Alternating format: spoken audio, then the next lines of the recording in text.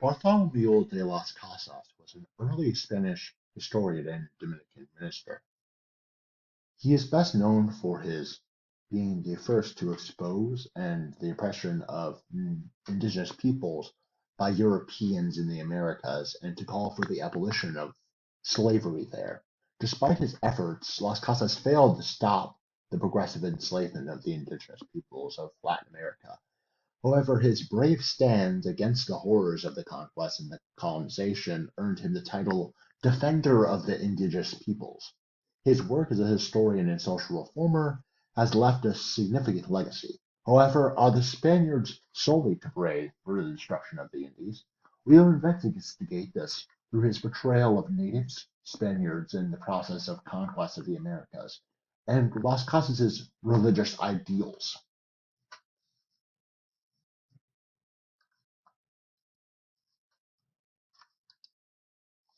Las Casas' portrayal of the native people was very fascinating. Las Casas was one of the first Europeans to recognize their humanity and dignity of them. He worked to defend the rights and dignity of the indigenous peoples, and his text addresses this with God made all the peoples of this area, many varied as they are, as open and as innocent as can be imagined. The simplest people in the world, and they are without malice or guile. He defended their right to self-government and religious freedom, and he wrote works, such as a short account of the destruction of the Indies, to expose the oppression and exploitation of the natives and to propose a more humane and Christian way of this colonization. In reality, these cultures were steeped with predating violence and war. The Spanish used this to their advantage when they conquered these areas. He within the text never says that the Spanish should not have conquered the area. In contrast, he explains how their methods were wrong, and says that the natives should be converted not just through coercion. Las Casas made some estimates about the population size of the indigenous peoples that could have been considered by some as exaggerated. For instance, he said around 3 million, but only 200 were left in his time. Similarly, he stated that Puerto Rico and Jamaica had a combined population of around 600,000, but in his time there were scarcely 200 men to be found in either of them. Although Las Casas did exaggerate the virtues of the natives and the vices of the Spaniards, or that he idealized the pre-Columbian cultures, his testimony is still extremely valuable as a rare voice of compassion and justice in the brutal area of this time. His portrayal of Spaniards was very critical of the Spaniards who participated in the conquest and the colonization of the New World. He accused them of being greedy, cruel, and violent, and of violating the natural and human rights of the natives. When describing them, Las Casas accusingly remarks, the Spanish who had hoped to gain wealth from Asian species turned to building up their wealth and power another way, by claiming land, gold, and other resources that the Americas had held. He also blamed the Spanish authorities and the Catholic Church for allowing and supporting the enslavement and genocide of the indigenous peoples. Las Casas wrote, the reason why the Christians have killed and destroyed such an infinite number of souls is that they have moved by their wish for gold and desire to enrich themselves in a very short time.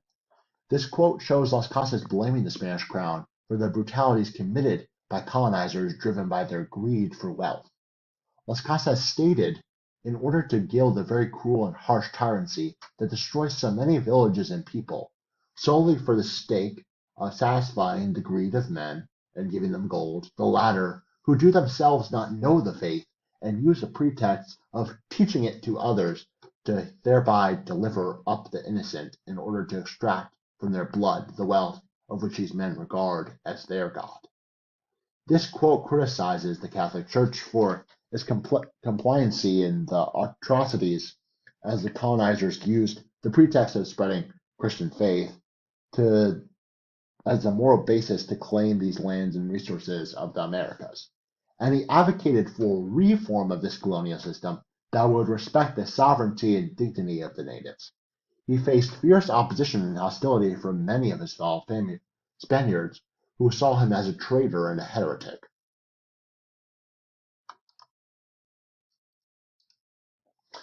Las Casas' portrayal of the native peoples and the encomienda system Las Casas witnessed and participated in the process of conquering and colonizing the native peoples of the Caribbean and Central America. He later regretted his involvement and renounced his encomienda, a land grant that included forced labor of the natives. He explains that the Spanish did this in order to gild a very cruel and harsh tyrant that destroys so many villages and people, solely for the sake of satisfying the greed of men and giving them gold. The latter, who themselves do not know the faith and using the pretext of teaching it to others in order to extract blood from these wealth, which the men regard as their god. He became an outspoken critic of the encomienda system and the violence and exploitation that it entailed.